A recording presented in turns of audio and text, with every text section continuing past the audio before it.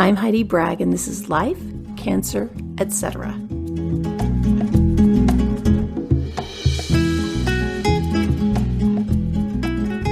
My goal with this podcast is to connect you with stories and resources that help you feel happier, more resilient, and less stressed, especially when you're going through hard times. So today my guest is well known to me, maybe not so much to you. It's my husband, Kevin. And I'm interested to get his perspective for you guys on some of the same questions that I ask everybody who's a guest on the podcast. So, hey, babe. Hey. Can you tell a little bit about yourself? Hi, I'm Heidi's husband. That's about it, really. That's good enough. If that's all you want to share, you don't have to share anything else. Okay, so can you tell the story of the last 7 years, the cancer type stories? Whatever you want to share from your perspective. That's a lot. Pick the highlights or the lowlights, I guess. Yeah. I mean, so I'll just, as far as it goes, in terms of my perspective, basically, I've spent my time taking Heidi to doctor's appointments or listen about her results from doctor's appointments, and then kind of follow her around trying to make her stay healthy. There's a lot of stuff in between, but I'm not going to talk about 7 years worth of information. But as far as, from my perspective, that's what it entailed. Oh, and keep track of the other things and the kids and the dogs and, other logistics so she can focus on work or medical appointments or medical treatments or healing or recovering. You make it sound like you're my valet. I'm a life valet. I like that. So you were talking with a coworker recently about something, and we were talking about what the worst part of this whole experience has been. Mm-hmm. Can you repeat that or whatever? Yeah. So, obviously it's awful to hear about anybody getting sick, especially cancer. And it's obviously awful when it's a loved one. And of course it was traumatic to have to not just learn about it, but learn to accept each of the times she was diagnosed with cancer. But the absolute worst part was having to explain it to our kids, especially the worst time, the worst of the 3 times she had cancer. Just having to sit them down, explain to them that mom's going to get treatment, but the doctor said she has a 5% chance of survival. And just sitting down and telling their kids that their mom might die. I'm an adult, and yes, it would be horrible to lose my wife, but I'm an adult. And I can think through these things better than a child. And,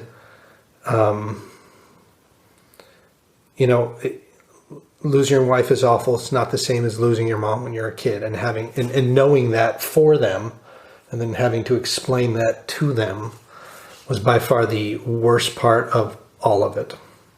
Yeah. I would say the second worst part to me, it was, the kid thing was by far the worst. Yes. The second worst part, and I'll probably start crying, to me was in the car on the way to radiation. I remember we were driving through Bradenton, because there's that part where you can see like the salt marsh and everything, and talking about the fact that if I died, I wanted you to be happy. And in my head, I wanted you to remarry somebody so that you wouldn't be alone. But I wanted you to only love them like 90%. I want you to be happy, but not too happy. Right, because I don't want you to have to be alone, but I also, and backstory for those of you who don't know us, we were both in not nice, unhappy, very unhappy first marriages. And this year we will have been married 20 years. So we know what it's like to be unhappily married. And we know what it's like to be in a marriage and feel like you're still alone. So when we've gotten married and it was just, especially comparatively, but just in general, it's just been so easy. You are such an easy person to love. You're a full partner in everything we do. And that was just so, such a revelation to me. So I love you so much that I want you to be happy, but I want to be the one who makes you the most happy. Like, give me that extra 10%. And I know that's childish and I kind of don't care. Like, I just, those conversations are really, really hard. I don't know. You have anything to say about that? It got really annoying. She's like, well, maybe if I died, you could marry so-and-so or this person, or, she's trying Wait, did I actually bring up people? Yes. Well, I must have been under the influence of a lot of drugs. No, this was before. Okay, later when we're not doing the podcast, you got to tell me who I said because I don't even remember. But anyway. You were like even suggesting people that were still married. It's like, well, if they ever get divorced, you could marry. I'm like, please stop. Yeah, I know. Well, your mind goes to really weird places when you're contemplating your own mortality. And that was... Yeah. Well, and the thing is, either way, I didn't want that for you, but I knew you would find a way through. I did not know what it would do to the kids. Right. And that was just... Right, because, just, all emotion aside, yes, I can get remarried. You can't get a new mom. Yeah. There are stepmothers, and, and I get that. I'm a step-parent myself, but it's different than your mom dying. You can get a different mom. You can get an additional mom, but you can't replace your mom. Yeah. Wait, so that means you're saying that you could get a replacement wife. We'll have a conversation about that when this is done too. No, I'm kidding. What are some things you wish you'd known ahead of time that you'd do differently if you could do it again? Are there any?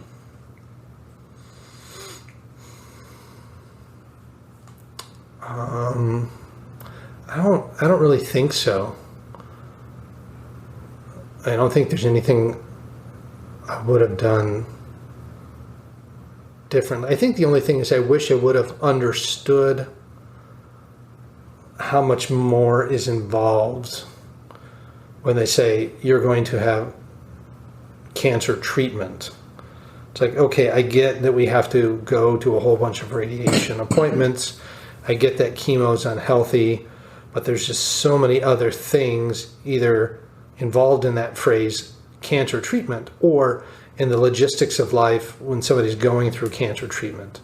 It'll become like if you ever have a side gig for a job or a hobby or any of those things, you don't anymore. You can go to your job, most likely, and the rest of your time is spent helping with whoever, whatever.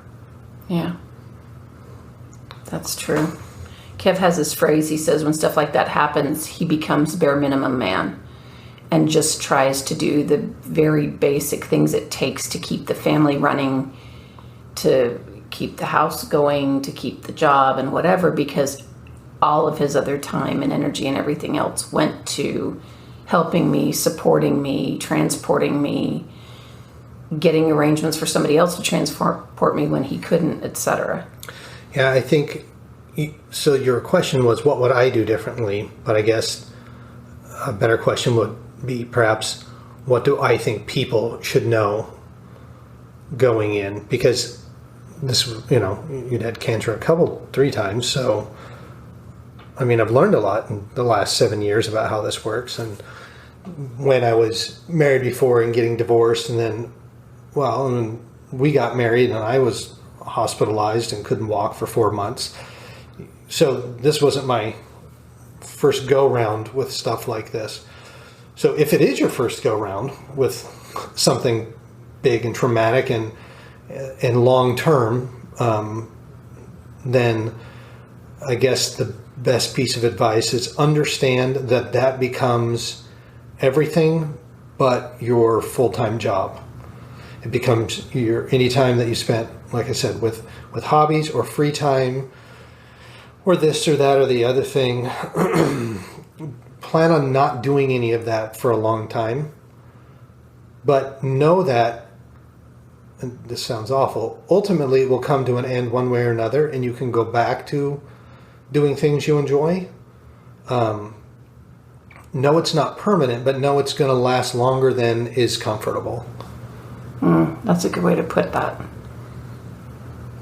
Yeah, and even just the like the physical effects to my body and the things we've had to deal with afterward, the health things that have come up as a result, are just things we didn't necessarily know going into it. And honestly, I don't know that I wouldn't have done anything differently. And it's probably better that I didn't know all the different things that could happen possibly, because, you know, it doesn't matter. The stuff we did saved my life, so. Yeah. Okay, so this is another question that's kind of related, though. What have you learned, or what's your biggest takeaway from the experience? Is that it, or is there something else? And again, I'm going to have to qualify that as experiences, because I'm going to lump your cancer diagnoses and treatments all together with, it's like any other big life trauma. In addition to knowing that it's going to take all of your time, know that, I don't know, it's hard because you're still here. And I know a lot of people are going to go through all of this, and it's going to take all their time and energy. And in the end, they'll essentially have nothing to show for it. Yeah. They're going to lose somebody, and they will have done all of that. And I can only imagine that people will just sit there and go, why did I expend all that energy for? But in the end, that's all you can do. You can just do your best. You're not you may be a doctor, but most of us are not doctors. We're not miracle workers. You do your best and you pray. And if nothing else, in the end, you know you did your best. And for us, it turned out really well. For other people, it won't. But all you do is, and that's all you can do, is just do your best. And for us, in our belief system, we know that those efforts after this life, you'll be able to enjoy the fruits of that with the person you loved later on. And they'll know, and they'll be able to thank you for all the efforts. So it doesn't really go for nothing. It just perhaps might seem like it, unless you, get lucky, so to speak, like we did. Yeah. Okay, and you made me cry. Any tips or tricks that you haven't already shared?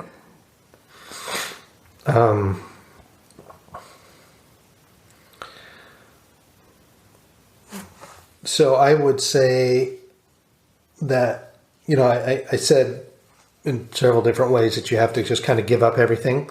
But the one thing I wouldn't give up is some sort of exercise. Mm. You're going to be able to find time to watch TV late at night. Everybody finds time to do that, or look at stupid YouTube videos, or research something interesting to you while you're waiting at the hospital for hours. But, and that's good for your brain, but you can't just care for somebody and take care of kids and run a household. It gets hard on your body. And then, of course, if you become unhealthy, and you have two unhealthy people, and that's not cool. So it's not so much just so you can be healthy and feel healthy for your sake. It is. But the other is you have to stay healthy for the other person's sake, because they can't get healthy right then. It's going to take them a long time. So you have to be physically capable enough for two people. And I think that helped you keep the stress at a manageable level too. Yeah. And I mean, I mentioned you can find mental outlets, fun things to do, but the physical exercise also helps with the mental stuff. It's a good outlet. Yes, it is. Okay, so the last two things are good, easy things. Anything else you want to say before we do those? No. Okay. So the next one is bucket list items. Just choose one or two off your list. But I have so many. I know. Well, I'll also throw this in while we're talking about it. While you spend those months, years, whatever, dealing with this, it's okay to spend time, dreaming and planning about what you're going to do when it's over. It gives a little, besides the fact that it's just an entertaining mental exercise, and an escapist activity to get you away from what you're currently dealing with. But it also gives you hope, something to look forward to, a reason to keep trying. So a lot of things I planned were hiking trips, overseas travel, and buying a motorcycle and doing cross-country travel on that. Well, and I might add that those trips are all meticulously planned. Like to a T. To a T. When I got well, what was that, 2019? Is that right? I think. When I got well, we had a plan that once I was well enough, we were going to go to Italy as a family, and we did. And it was all very, very well planned out. It was a fabulous 2-week vacation. And, that was something to do both individually and together during that time to kind of help me get some hope for the future. Yeah. Just have something to look forward to. Okay, the last one is your favorite place or places to be. I like a lot of different places. You don't have to choose one. I okay, one of my favorite places, the easiest one is, because everybody generally, well, except for kind of now, but when everybody's done on Friday and they're all asleep and I'm done with work and I know I don't have to go to work the next day and I just sit on the couch and I used to watch more TV. Now I don't find anything I want to watch. So it's either YouTube videos or maybe a book, but just sit there on the couch when the house is quiet and just sit there doing that until I fall over and fall asleep. And then go to bed isn't that later. Long. Yeah. It's like complete abandon. I don't have to do anything. I can just sit there as long as I want and then fall asleep. That's a good place. I love being outside, nice places, the beach, the woods, lakes, trails, away from everything. You notice both of my things are places where nobody's around and it's quiet and nobody can tell me to do anything and I don't get phone calls or text messages or interruptions yeah. One of mine that I know you like too is when we start talking late at night and we can't sleep and then we just sit there and talk till the early hours of the morning. Yeah. His are not all solitary. There are some that occur with other people. Those are the ones that are harder to find. It's the solitary ones. It's so true. They're rarer. Yeah. Well, thank you for doing this, babe. Anytime. He is my very favorite person in the world. And I wake up grateful every single day that we get to do life together and raise this family together and just be partners, like full partners. It's pretty darn amazing. This week, as you go about your daily life, please do something nice for somebody else. Then look for the good, count your blessings, and make it a really great week. Thanks for listening.